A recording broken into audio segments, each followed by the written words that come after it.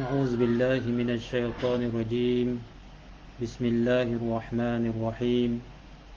الحمد لله رب العالمين، الرحمن الرحيم، مالك يوم الدين. إياك نعبد وإياك نستعين. اهدنا الصراط المستقيم، صراط الذين أنعمت عليهم غير المغضوب عليهم ولا الضالين. آمين. إن الحمد لله نحمده ونستعينه ونستهديه ونستغفره ونعوذ بالله من شرور أنفسنا ومن سيئات أعمالنا. من يهده الله فلا مضل له ومن يضلل فلا هادي له. أشهد أن لا إله إلا الله وحده لا شريك له وأشهد أن محمدا عبده ورسوله. قالوا سبحانك لا علم لنا إلا ما علمتنا إنك أنت العليم الحكيم.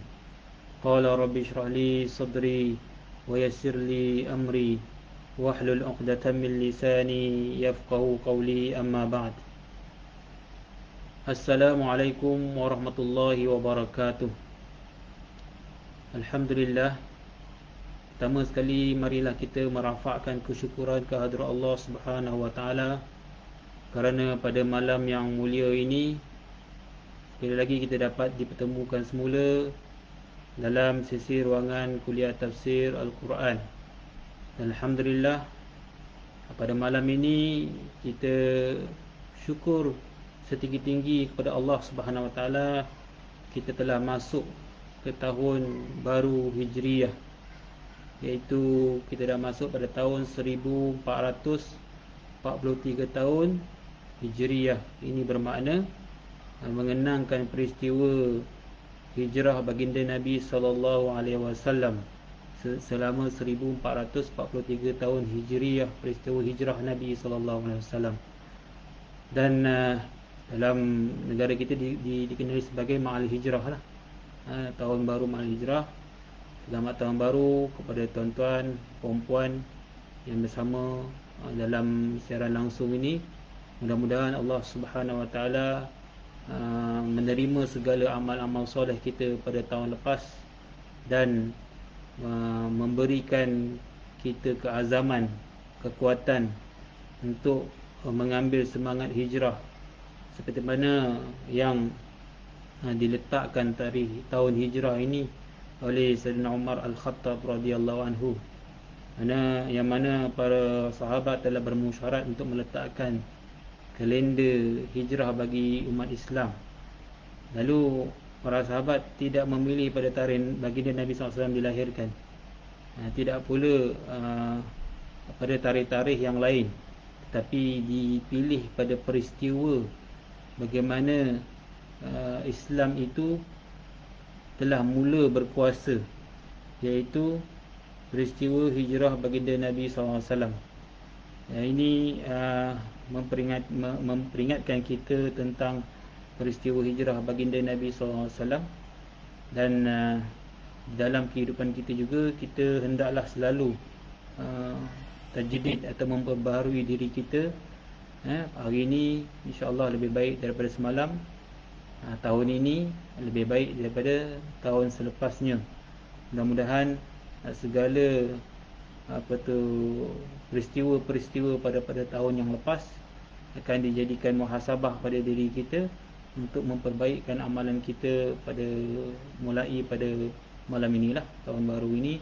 Dan insya-Allah mudah-mudahan segala azam kita yang tidak kesampaian dapat kita tunaikan pada tahun ini, yang mana azam-azam yang baiklah, azam untuk menjadi orang yang lebih soleh, azam untuk mencapai target-target yang mulia, yang positif pada tahun ini insya-Allah. Semuanya bergantung kepada niat kita, niat dalam hati kita, ya.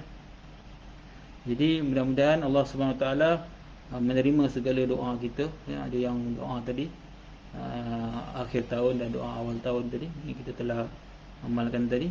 Mudah-mudahan Allah Ta'ala terima segala amal-amal kita, segala doa kita. Dan Alhamdulillah, kita telah menutupi tirai tahun 1442 Hijriah ni dengan segala kenangan yang ada, kenangan pahit dan kenangan manis. Dan Masya Allah, ya, pada siang, hari tadi kita telah menerima berbagai-bagai peristiwa yang mengejutkan, ya. Peristiwa sahabat-sahabat kita ataupun di kalangan tokoh-tokoh kita, idola-idola kita, ya, kita kenali, saudara-saudara kita, ada yang telah meninggalkan kita, meninggalkan alam yang fana ini, ya. Ia juga memberi peringatan kepada kita yang masih hidup ini supaya mengetahui hakikat kehidupan kita ini bukanlah di sini destinasi kita. Kita melalui kehidupan yang sangat panjang. Ini adalah kehidupan zon yang kedua, iaitu alam syahadah. Ada di sana alam barzakh, alam akhirat dan lain-lain. Dan segala tempoh yang Allah Ta'ala berikan ada masa yang ditetapkan, sama ada kita sayang ataupun kita kasih. Setakat mana pun orang yang kita kasihi, suami kita, isteri kita, sahabat-sahabat kita, ya, jiran-jiran kita, pasti akan bertemu dengan Allah Azza wa Jalla. Bahkan diri kita sendiri ini merupakan pinjaman. Sebab itu kita sebut inna lillahi wa inna ilaihi raji'un.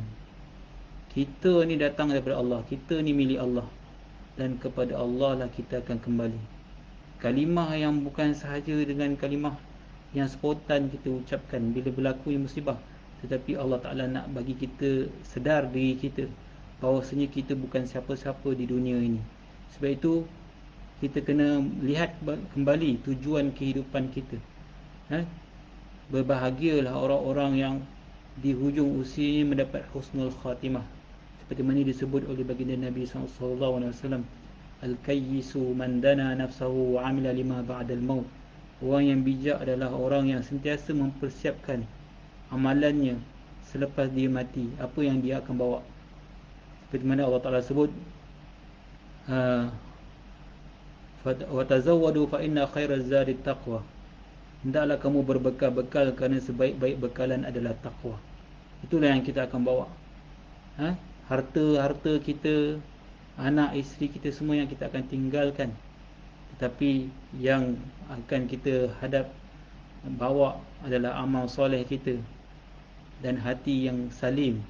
Yauma la yanfa'u malun wala banun illa man atallaha biqalbin salim. Hari yang tidak ada bermanfaat anak-anak dan harta benda yang kita ada, melainkan seorang yang menghadap Allah SWT dengan hati yang salim. Berbahagialah orang-orang yang tidak melihat tentang kemewahan dunia ini satu target yang utama, dan berbahagialah orang-orang yang memandang semua yang adalah dari Allah SWT dan hatinya tidak leka dan lalai. InsyaAllah kita doakan mudah-mudahan orang-orang yang kita kasih, yang kita kenali, pada hari ini kita dikejutkan dengan beberapa tokoh agama yang meninggal. Ada tokoh-tokoh ada di kalangan artis tempatan yang telah meninggal dunia. Masya Allah, ada dikhabarkan dalam keadaan yang sebaik-baik penghujung, mendapat pahala syahid.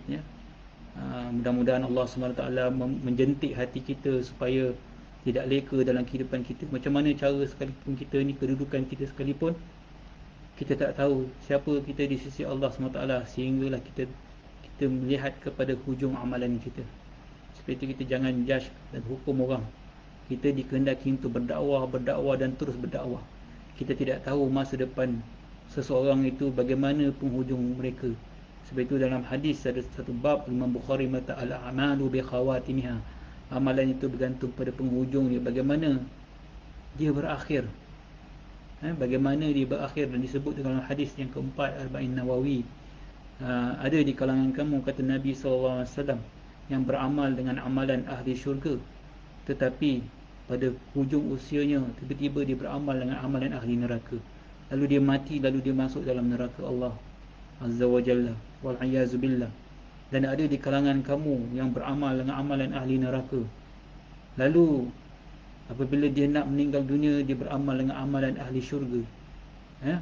Terdahulu tulisan kitab dan dia beramal dengan amalan ahli syurga, lalu dia mati dalam keadaan begitu husnul khatimah, lalu dia masuk ke dalam syurga Allah Subhanahu wa ta'ala.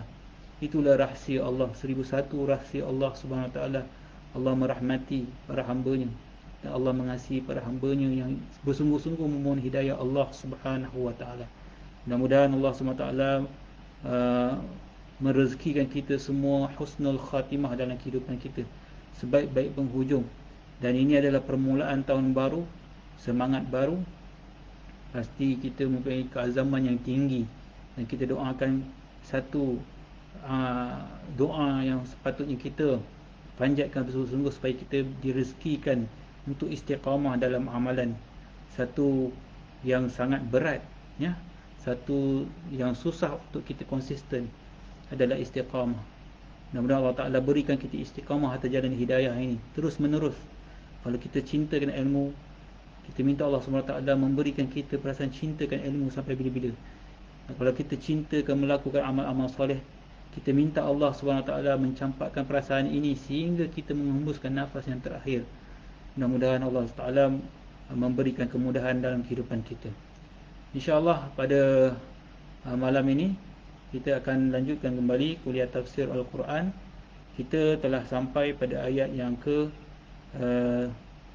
16 daripada surah Al-Baqarah, iaitu pengakhiran Allah Ta'ala ceritakan tentang sifat-sifat orang-orang munafik, sifat-sifat orang-orang munafik. Pada ayat yang ke-17 dan ke-18 ini, Allah SWT masih berbicara tentang mereka, tetapi dengan gaya tashbih, iaitu perumpamaan. Allah memberikan perumpamaan atau perbandingan-perbandingan untuk mensifatkan bagaimana keadaan orang-orang yang mempunyai sifat degil terhadap syariat Allah Subhanahu Wa Taala, di kalangan orang-orang munafikin ataupun orang kafir. InsyaAllah kita sambung pada ayat yang ke-17. Ba'da a'udzubillahi minasyaitonir rajim. Mathaluhum kamathalil ladzi istawqada nara falamma adaa'at ma hawlahu dhahaba Allahu binurihim wa tarakahum fi dhulumatin la yubsirun. Maksudnya,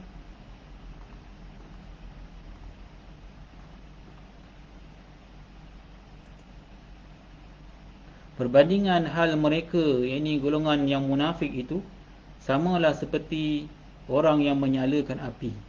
Apabila api itu menerangi sekelilingnya, tiba-tiba Allah hilangkan cahaya yang menerangi mereka dan dibiarkannya mereka dalam gelap gelita, tidak dapat melihat sesuatu apa pun. Sadaqallahul azim. Tuan-tuan, puan-puan yang dirahmati Allah sekalian, dalam ayat ini, dua ayat ini, ayat ke-17, ke-18, 19, Allah Ta'ala memberikan tashbih ataupun perumpamaan dalam mensifatkan orang-orang munafik. Perkataan mathaluhum, perumpamaan mereka. Amthal adalah perumpamaan, dia punya mufrad adalah mathal, jamak dia adalah amthal. Dalam ayat yang lain, surah Al-Ankabut, Allah Ta'ala berfirman, ba'da a'udzubillahi minasyaitonir rajim, wa tilkal amthalu nadribuha linnas wa ma ya'qiluha illa al-alimun. Dan perumpamaan-perumpamaan ini kami buat untuk manusia, dan tidak ada yang akan memahaminya kecuali orang-orang mereka yang berilmu. Jadi perumpamaan ni sangat penting dalam mendekatkan kefahaman kita dalam satu teori. Kalau kita ada belajar satu disiplin ilmu ataupun teori, kalau tidak disertakan dengan contoh, kita kadang-kadang sukar untuk memahami satu teori. Maka begitu juga Al-Quran. Apabila Allah Ta'ala menceritakan tentang satu sifat seseorang itu, maka Allah Ta'ala nak mendekatkan kefahaman mereka tentang bagaimanakah sifat-sifat mereka itu. Allah menggunakan tashbih. Ini adalah ilmu balaghah, itu antara ilmu bayan, adalah perumpamaan-perumpamaan ataupun tamsilan-tamsilan yang boleh mendekatkan kefahaman kita.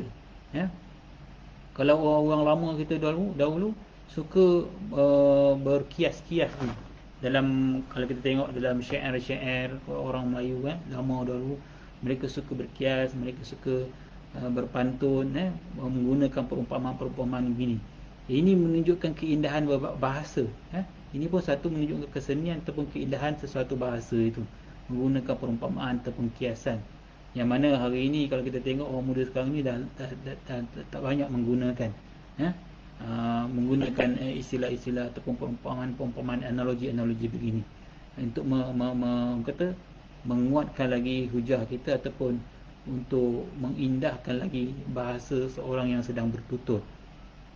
Jadi kata ulama salaf bila bicarakan tentang surah Al-Ankabut ayat 43 ini, wa tilkal amsalu nadribuha linnas wa ma yaqiluha illa al-alimun. Allah sebut sendiri, dan perumpamaan-perumpamaan yang kami sediakan ini pada manusia ini, dan tidak ada yang memahami perumpamaan-perumpamaan yang disediakan oleh Allah Ta'ala ni kecuali mereka yang berilmu. Kata sebahagian ulama salaf, jika aku mendengar perumpamaan di dalam Al-Quran lalu aku tidak memahaminya, maka aku akan menangisi diriku sendiri. Kerana Allah Ta'ala mengatakan, wa ma yaqiluha illa al-alimun. Tak ada orang yang boleh faham benda ni melainkan orang alim. Jadi kalau orang yang mengaku diri dia alim, ulama yang bijak, pandai, tapi tak faham tamsilan-tamsilan perumpamaan-perumpamaan Quran, maka tak layak lagi digelar sebagai seorang alim. Kerana Allah mensifatkan orang-orang yang alim itu adalah orang yang memahami perumpamaan-perumpamaan yang Allah Ta'ala berikan. Jadi apa perumpamaan yang Allah Ta'ala berikan ni? Kamathalil ladzi istawqada nara. Perumpamaan mereka ni dimaksudkan, mereka ini disebut dalam tafsir Ibn Kathir di sini adalah yang dimaksudkan al-munafiqun, iaitu orang-orang munafik. Sebab kita sedang berbicara tentang sifat-sifat orang-orang munafik. Dan akhir sekali kita sebut sifat mereka ni, ulaika allazina istarau dhalalata bil huda fama rabihat tijaratuhum wama kanu muhtadin.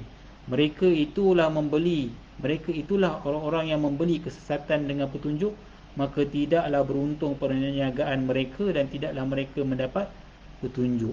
Jadi mereka ini kembali kepada golongan munafikun seperti mana disebutkan dalam ayat yang daripada ayat yang ke-8 hingga ayat yang ke-20 daripada surah Al-Baqarah. Jadi bila kita tengok satu ayat tu, jangan kita terus hukum. Kita kena tengok ayat tu sedang konten dia, konteks dia sedang berbicara tentang siapa, ya. Macam orang-orang kafir kan, kita tak boleh main hentam saja. Dalam Al-Quran banyak sebut وَمَنْ لَمْ يَحْكُمْ بِمَا أَنْزَلَ اللَّهُ فَأُولَٰئِكَ هُمُ الْكَافِرُونَ. Siapa yang tidak berhukum dengan hukum Allah, maka dia adalah orang-orang kafir. Apakah kita boleh definisikan secara secara pukal semua orang-orang yang tak berhukum dengan hukum Allah orang kafir, kita boleh panggil orang kafir? Tak semestinya. Sebab ada juga ayat Quran yang sebut وَمَنْ لَمْ يَحْكُمْ بِمَا أَنْزَلَ اللَّهُ فَأُولَٰئِكَ هُمُ الْفَاسِقُونَ. Orang siapa yang tak berhukum hukum Allah, maka dia adalah orang-orang yang fasik. Ada yang disebut faulaika humuz zalimun, mereka itu orang-orang yang zalim. Jadi dekat sini kita tak boleh faham satu ayat tu sehingga kita memahami secara istiqra' ataupun menyeluruh ayat itu sedang berbicara dengan siapa. Jadi masaluhum sini adalah perumpamaan mereka, iaitu orang-orang munafik. Kamasalil ladzi istawqada nara, seperti orang yang menyalakan api. Allah Ta'ala mengumpamakan ada orang yang menyalakan api kepada mereka.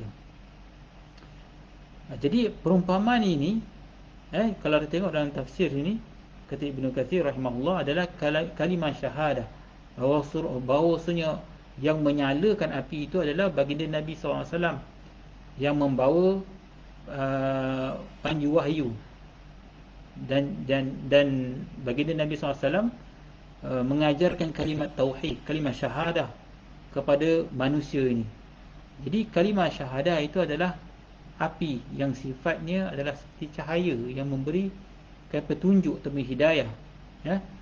Dan ada yang mengatakan bahawasanya Rasulullah SAW itu sendiri adalah petunjuk ataupun cahaya hidayah. Seperti mana orang yang menyalakan api, mana Allah Ta'ala ini telah mengutuskan kepada mereka ini seorang Rasul, yang mana peranan seorang Rasul ni adalah mengeluarkan manusia daripada kegelapan kepada cahaya, ya. Sebab itu digunakan kalimah nara, seperti mana orang yang menyalakan api, iaitu baginda Nabi Muhammad SAW telah datang di Madinah, susah-susah berhijrah baginda Nabi SAW. Kita sedang persoalkan tentang hijrah sekarang ni. Rasulullah susah-susah berhijrah di Madinah dan berdakwah di sana. So orang munafik ni dia ada di Madinah, dia ada di Madinah, mereka berpura-pura di Madinah. Lalu Nabi SAW datang pada mereka ni, seolah-olah Nabi SAW ni menyalakan api, yang mana mereka duduk dalam satu kawasan yang gelap. Nabi bawa obor ataupun kayu yang disimbahi dengan cahaya api.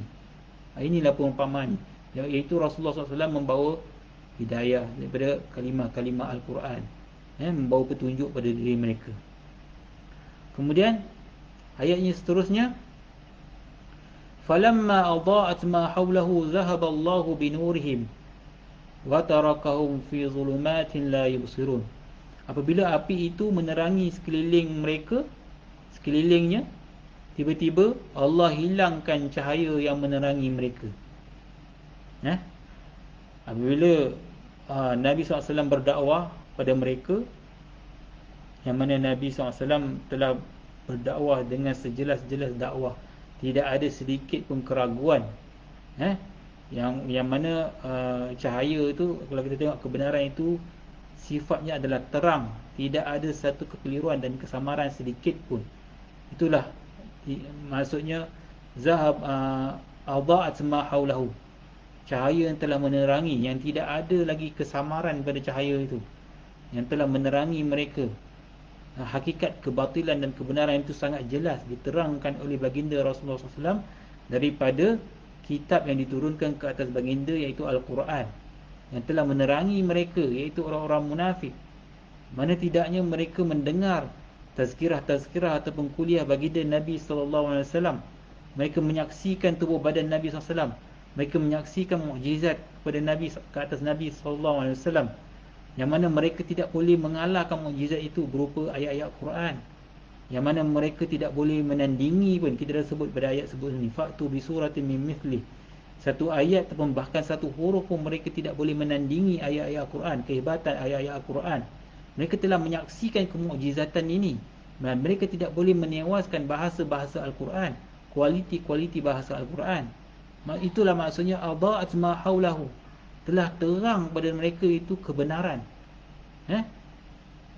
Zahaballahu binurihim, lalu Allah SWT telah menghilangkan, memadamkan cahaya itu tadi. Kenapa Allah Ta'ala memadamkan? Allah Ta'ala suruh Nabi SAW berdakwah, kan? Bila Nabi dah berdakwah, cahaya hidayah itu tetap tersebar, tetapi Allah pun padamkan pula cahaya itu daripada masuk dalam hati-hati mereka, iaitu orang-orang munafik. Sebab itu ayat ini bergantung pada ayat-ayat sebelum ni kita sebut, fi qulubihim marad fazadahumullahu marada, kan? Dalam hati mereka itu ada petunjuk, dalam hati mereka itu ada penyakit. Lalu Allah Ta'ala menambahkan penyakit dalam hati mereka ini, menambahkan lagi penyakit mereka, sehingga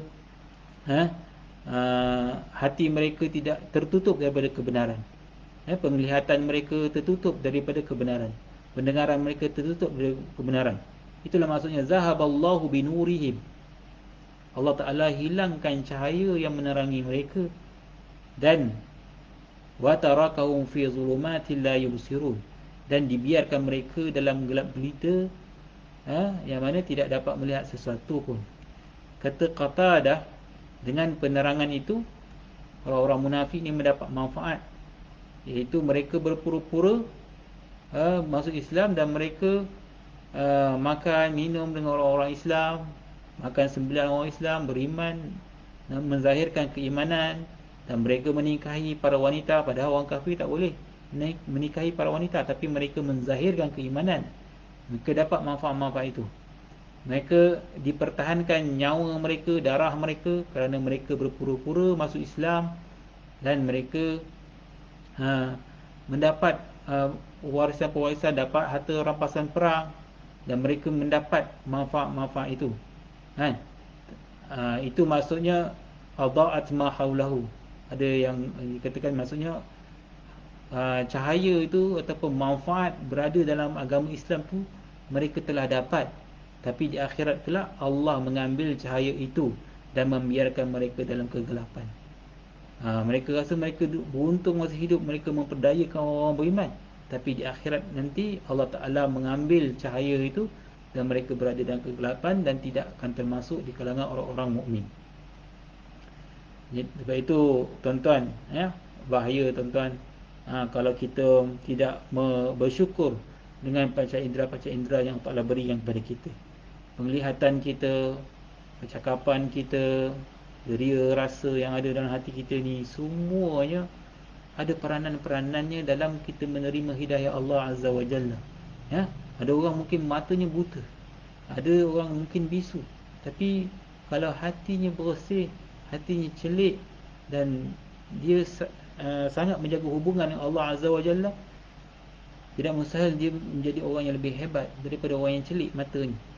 Sebab itulah Allah Ta'ala sebut kat sini, pada ayat seterusnya Allah Ta'ala sebut summun bukmun umyun fahum la yarji'un, ya. Selepas ayat nantilah kita akan sebut apa tu, kita akan lihat pada ayat itu. Zahaballahu binurihim wa tarakum fi zulumatin la yubsirun. Allah menghilangkan cahaya mereka. Allah menghilangkan cahaya mereka kerana sifat mereka sendiri. Bukan kerana Allah saja-saja nak hilangkan ini apa tu, cahaya ni. Sebab itu kita dah sebut tentang konsep hidayah pada minggu lepas, bila kita bicarakan wa ma kanu muhtadin, mereka tidak akan beroleh petunjuk. Petunjuknya ada dua, petunjuk al-bayan, petunjuk al-irsyad, hidayatul irsyad dan hidayatul bayan. Baginda Nabi SAW tu telah menunjukkan hidayah, menunjukkan jalan kebaikan. Tetapi baginda tidak ada kuasa untuk memasukkan hidayah dalam hati manusia, kerana itu adalah hak Allah Azza wa Jalla. Seorang pun di kalangan para Nabi dan Rasul tidak boleh berkehendak untuk memasukkan hidayah masuk ke dalam hati. Sebab itu Allah SWT memberi amanah kepada para Nabi dan Rasul untuk menyampaikan risalah. Tugas untuk memasukkan hidayah itu ke dalam hati manusia adalah Allah Azza wa Jalla. Allah Ta'ala juga berfirman, kamu tidak boleh memberi hidayah kepada siapa yang kamu cintai, walakin Allah yahdi man yasha. Akan tetapi Allah Ta'ala lah yang memberi hidayah kepada siapa yang dia kehendaki. Sebab itu orang yang terdekat dengan baginda Nabi SAW, Abu Talib sendiri pun, walaupun dia punya hubungan dengan Nabi SAW, menjaga Nabi SAW ketika kecil, menjaga Nabi SAW daripada cengkaman musuh, tetapi pada akhir hayatnya dia tidak masuk Islam. Dan Nabi SAW sangat sedih peristiwa ini, bagaimana bapa saudaranya meninggal dunia dalam keadaan tidak sempat untuk masuk Islam dan tidak memeluk Islam, kerana pengaruh Quraisy pada masa itu sangat kuat. Jadi sebab itu kata hidayah ini milik Allah Azza wa Jalla. Bukan menunjukkan confirm orang yang hubungannya rapat dengan dari segi kekerabatan, menunjukkan dia confirm dapat hidayah. Tidak semestinya. Kita dah bacakan ayat Quran dalam surah At-Tahrim, bagaimana keluarga Nabi Nuh dan Nabi Lut, isteri baginda, tidak selamat dan tidak mengikuti ajaran atau syariat suami mereka. Lalu Allah Ta'ala memasukkan mereka ke dalam neraka Jahannam. Yang ini kita bimbangkan, walaupun isteri Nabi sendiri, kan, bukan isteri ustaz, bukan isteri orang yang soleh, tapi isteri Nabi sendiri, isteri seorang Rasul, tidak mendapat hidayah Allah Azza wa Jalla. Lalu kita kena tengok balik diri kita ni siapa, kan? Sebab itu kita kena sungguh-sungguh mohon. Bila kita mohon dalam suratul Fatihah, ihdinas siratal mustaqim, ya Allah tunjukkan kami jalan yang lurus, minta sungguh-sungguh kepada Allah Azza wa Jalla, kerana kita tidak mengenal apa maksud hidayah. Kita tidak menghargai maksud hidayah. Ada orang sanggup bermandi darah untuk mendapat hidayah pada masa dahulu. Kita pada hari ini mungkin kita tidak begitu menghargai hidayah Allah Azza wa Jalla yang telah memberikan kita nikmat Islam, sehingga pada hari ini kita berpakaian baik, kita dapat merasai nikmat-nikmat Islam dalam kehidupan kita. Allah Ta'ala menjaga kita, melihara kita. Kita kurang bersyukur kepada Allah Azza wa Jalla. Ini mungkin kerana kita tidak menghargai hidayah Allah Ta'ala. Dan kita juga telah sebut dalam surah At-Tahrim bagaimana Fir'aun dan segala kekuasaannya di Mesir yang penuh dengan kekufuran, aura kekufuran, tetapi tidak mustahil jika Allah Ta'ala hendak memasukkan hidayahnya ke dalam istananya, istana Fir'aun, untuk memberi hidayah pada seorang wanita yang bernama Asyah, iaitu isteri Fir'aun sendiri. Tidak ada siapa yang boleh menghalangi kehendak Allah Ta'ala. Itu yang kita baca dalam surah Yasin, iza arada syai'an an yaqula lahu kun fayakun. Allah Ta'ala ini cukuplah, hanya dia berkata, dia berkehendak pada sesuatu, dia cukuplah mengatakan jadi, maka jadilah dia. Tidak ada seorang pun yang berkuasa. Akhirnya Allah Ta'ala yang berkuasa. Seperti mana peristiwa yang kita lihat sekarang ni, bagaimana sayang kita, bagaimana canggih teknologi kita. Kita tidak boleh menghidupkan orang yang mati. Maka Allah Ta'ala memberi pinjam kita berpuluh-puluh tahun orang yang kita sayang, dan akhir sekali dia akan mengambil kembali. Dia akan mengambil diri kita juga, dan mengambil harta kita juga. Dia yang memberi. Kita tidak ada modal dalam kehidupan kita. Tidak ada satu modal dalam kehidupan kita. Sebab itu tuan-tuan, bahkan diri kita sendiri diciptakan oleh Allah Azza wa Jalla, apalagi harta-harta kita yang Allah kurniakan. Sebab itu Allah Ta'ala nak bagi kita sedar diri, supaya kita kembali bersyukur pada Allah Subhanahu Wa Ta'ala dan menghargai hidayah yang Allah Ta'ala berikan kepada kita.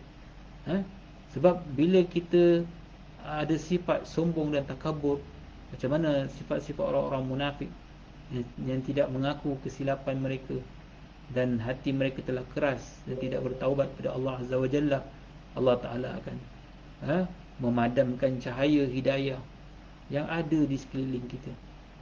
Sebab itu bila orang yang Allah Ta'ala akan abaikan, tidak bermanfaat majlis ilmu yang ada di sekelilingnya, tidak bermanfaat ayat-ayat Quran yang telah didengarinya pada setiap hari, tidak bermanfaat.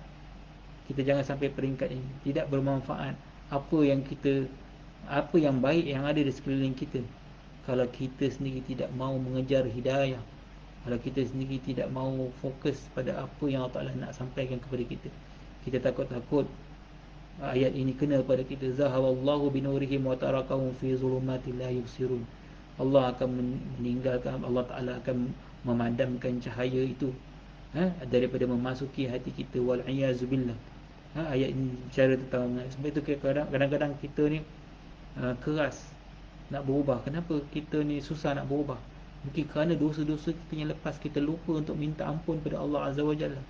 Tadi ada doa akhir tahun kan, kita minta Allah Ta'ala ampun kita, sama ada kita sedar ataupun tak sedar. Kita minta ampun. Sebab kita ni terlalu ego. Kadang-kadang kita minta maaf apa yang kita sedar, yang kita tak sedar kita tak minta maaf. Lepas kita minta maaf, kita minta ampun pada Allah Azza wa Jalla. Banyak dosa-dosa kita ni yang kita tak sedar lagi banyak daripada kita sedar. Kalau nak disingkapkan dosa kita ni, Allah Ta'ala tu maha rahmat, dia tutup aib kita, dosa kita, sehingga kita boleh berjumpa dengan manusia yang lain, boleh bersenyum, orang boleh hormat kita, orang boleh panggil dengan kita panggilan yang hormat. Tetapi kalau Allah Ta'ala menyingkap aib-aib kita, kita tidak mampu untuk bersua muka dengan orang-orang yang lain. Inilah rahmat Allah Subhanahu Wa Ta'ala. Betul, kita kena jadi orang-orang yang bersyukur. Jadi pada ayat yang ke-17 ini, Allah Ta'ala memberitahu berkenaan dengan perumpamaan orang-orang munafik ini. Mereka ini ada orang yang tolong sampaikan kebaikan kepada mereka, tapi mereka tidak menghargainya. Kebaikan itu tidak akan masuk dalam dada mereka, kerana Allah Ta'ala telah memadamkan, dan Allah Ta'ala telah membiarkan mereka dalam keadaan yang gelap, walaupun pada hakikat mereka duduk di kawasan yang terang benderang.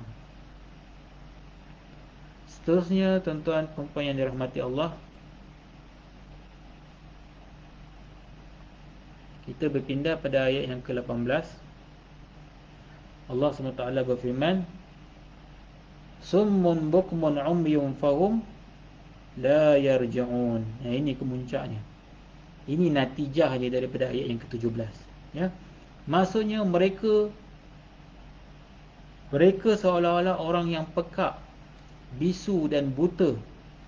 Dengan keadaan itu mereka tidak dapat kembali kepada kebenaran. Yang ini kalau kita tengok dalam surah Al-Baqarah, ada dua ayat yang begini, Summun bukmun umyun fahum la yarji'un, dan nanti kita akan bertemu dengan ayat Summun bukmun umyun fahum la yarji'un. Kedua-dua maksudnya hampir sama, tapi hujung tu nampak berlainan sikit. Summun bukmun umyun fahum, mereka pekak, bisu, buta, dan mereka takkan kembali mendapat hidayah. Yang ini Allah tujukan kepada orang munafik. Sebab tu ayat ni sedang bicara tentang orang munafik. Adapun la ya'qilun, mereka itu tak berakal, itu Allah tujukan kepada orang kafir. Mereka tak berakal, tapi boleh jadi satu hari nanti mereka akan berakal. Sebab itu orang-orang kafir ni, tuan-tuan, ada yang perlu Islam. Orang musyrikin Mekah ada yang perlu Islam, Tapi kalau orang munafik, tak ada seorang pun rekod pada zaman Nabi SAW orang-orang munafik yang bertaubat. Di sini kita melihat ijaz atau mukjizat yang Allah Taala berikan dalam ayat Quran ini, bahawasanya orang yang mempunyai sifat nifaq, yang telah nyata kebenaran sejelas-jelasnya, yang mereka tahu sebenarnya itu adalah benar, tetapi mereka tetap menolak dan ada sifat nifaq pada diri mereka, Allah tidak akan ampunkan mereka dan Allah tidak akan mendorong mereka untuk mendapat hidayah. Sebab itu Allah Taala sebut la yarji'un, mereka tidak akan yarji', tidak akan kembali mendapat hidayah Allah. Yang ini kita takut tuan-tuan, ya. Sebab itu dalam ayat ini Allah Ta'ala menggunakan kataan panca indera kan. Summun ini maksudnya tuli, orang yang pekak. Ada orientalis yang menyebut bahawasanya Allah Ta'ala ini dalam Quran ni merendah-rendahkan orang kurang upaya, menyebut pekak, bisu. Tidak, ini adalah serangan orang-orang orientalis. Mereka nak menjadikan orang manusia ni jauh daripada Al-Quran. Mereka memasukkan fitnah-fitnah yang tidak berasas. Semun ni memang bahasa pada orang-orang yang pekak, orang yang pekak. Tapi hakikat ni ini adalah majaz, satu kiasan kepada orang munafik. Orang munafik sebenarnya boleh mendengar, tapi yang dimaksudkan pekak dekat sini adalah pekak daripada mendengar kebaikan, pekak daripada mendengar kebenaran. Dan mereka tidak boleh mendengar kebenaran. Nanti kita akan baca bagaimana mereka ini menutup telinga mereka. Bila dengar kebenaran, mereka tak boleh dengar, tak boleh masuk dalam hati, sebab mereka sendiri telah tertutup panca inderanya. Ini maksudnya.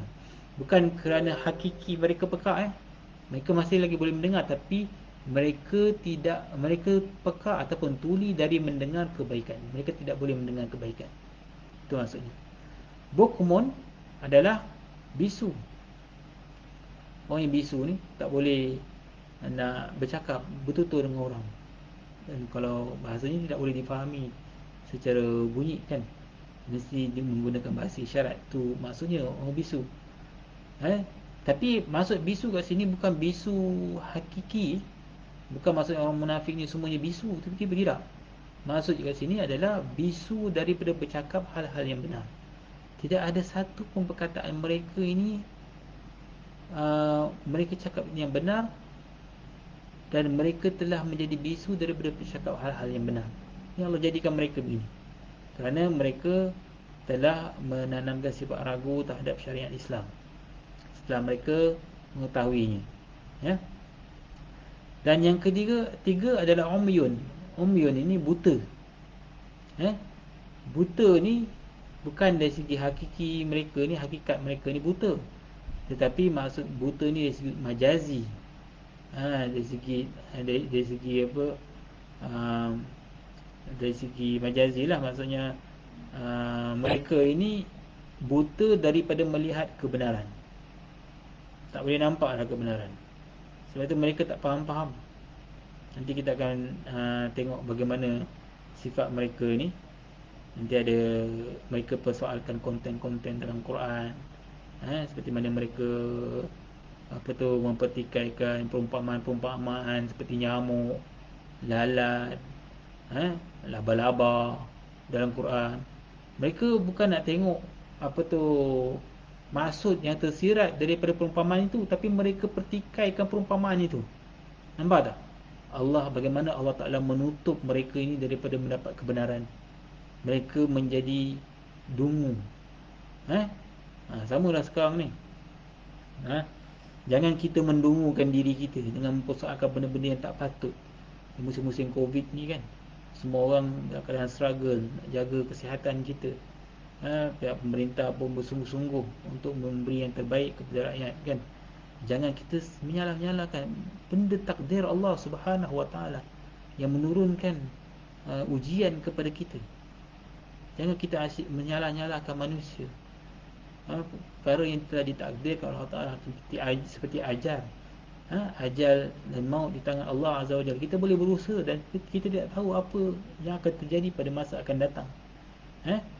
Jadi jangan kita seolah tak boleh terima hakikat ujian yang Allah beri kepada kita. Ya. Jadi umyun kat sini maksudnya buta daripada melihat kebenaran secara majazi. Fahum la yarji'un, maka tidaklah mereka akan kembali ke jalan yang benar kerana mereka meninggalkan kebenaran setelah mereka mengetahuinya. Lalu mereka tidak kembali kepada kebenaran tersebut. Berbeza dengan orang yang meninggalkan kebenaran kerana kebodohan dan tersesat. Kerana sesungguhnya ia tidak berfikir. Seperti orang kafir kadang-kadang mereka melawan sesuatu ajakan tu kerana mereka jahil. Tapi setelah mereka mendengar kebenaran, mereka mengikutnya. Yang ini masih lagi boleh mendapat hidayah. Tapi orang yang takkan dapat hidayahnya setelah mereka mengetahui kemudian mereka menentangnya, yang ini susah untuk mendapat hidayah Allah Azza wa Jalla. Ini disebutkan seperti dalam surah, dalam tafsir As-Sa'di. Ali ibnu Abu Talha meriwayatkan dari Ibnu Abbas hubungan dengan makna summun bukumun umyun, bahawa mereka tidak dapat mendengar petunjuk, tidak dapat melihatnya dan tidak dapat memahaminya. Hal yang sama dikatakan oleh Abu Aliyah dan Qatadah. Jadi samalah tuan-tuan, maksudnya ini adalah orang-orang yang dikurniakan panca indera ini tapi mereka tidak mendapat hidayah kerana Allah Ta'ala sendiri telah menutupkan hidayah pada mereka. Jadi ayat yang tadi telah menjelaskan, iaitu zahaballahu binurihim, Allah Ta'ala telah menghilangkan cahaya mereka. Maksudnya Allah Ta'ala telah jadikan ketiga-tiga panca indera mereka ini tidak berfungsi daripada mendapat kebenaran Allah Azza wa Jalla. Sebab itu kadang-kadang kita tengok sifat orang munafik ni, tuan-tuan, kalau telah ternyata apa yang dia perselisihkan tu telah ternyata dia salah, dia tidak akan mengaku kesilapannya. Padahal kalau orang yang benar-benar mencari kebenaran, seperti mana satu pandangannya telah tiba-tiba telah terbukti salah, dia akan mengaku silap dan dia bukan mohon maaf. Saya minta maaf, saya ingatkan ini salah, saya ingatkan ini betul, punya salah, saya minta maaf. Dia akan sanggup minta maaf. Tapi kalau orang yang punya kita minta maaf, sifat-sifat nifaq, orang tidak mengaku kesalahan setelah zahir pada mereka kesalahannya itu, tapi dia masih lagi ego. Seperti mana kita telah bacakan tentang sifat-sifat orang munafik. Mereka tidak boleh menerima teguran oleh para sahabat radhiyallahu anhum.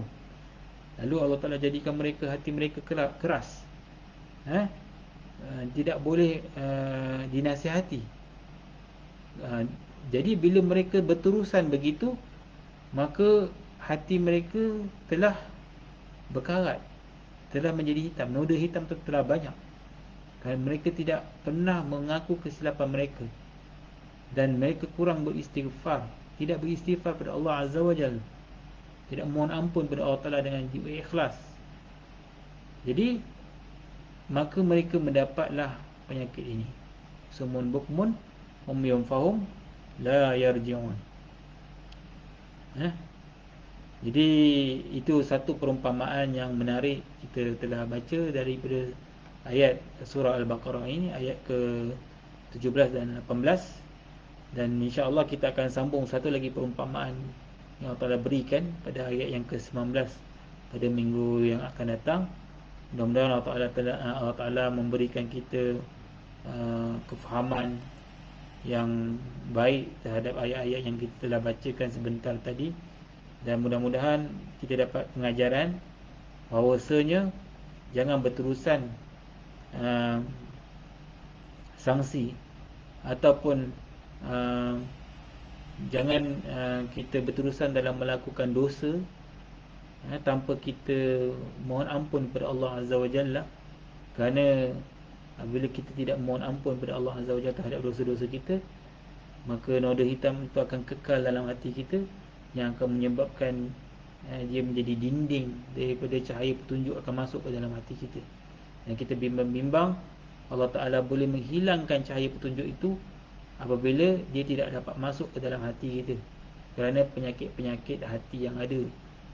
Sebab itu ayat ini penuh dengan perumpamaan untuk menjelaskan hakikat nifaq itu. Mereka cuba untuk memperdayakan Allah dan orang-orang beriman, tetapi sebenarnya tipu daya Allah Ta'ala pada mereka itu lebih dahsyat, dan mereka tidak akan mendapat beruntung apa yang ada di dunia dan di akhirat sekalipun, dan mereka akan termasuk di kalangan orang-orang yang rugi.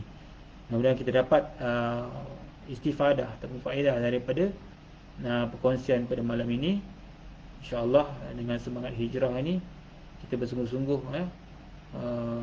mohon ampun pada Allah Azza wa Jalla tak ada apa yang kita amalkan segi keburukan pada masa-masa sebelum ini, dan insyaAllah dengan titik hijrah ini, tahun baru ini, sebagai satu titik permulaan semangat baru untuk kita memulakan keazaman baru, menghilangkan sifat-sifat mazmumah yang ada pada diri kita, daripada orang yang kurang berzikir kepada orang yang kerap berzikir, daripada orang yang sentiasa mengingati kemewahan dunia dan kurang mengingatkan kebesaran Allah Ta'ala, jadi orang yang sentiasa memikirkan kebesaran Allah Ta'ala dan memikirkan apa yang kita akan bawa di akhirat nanti.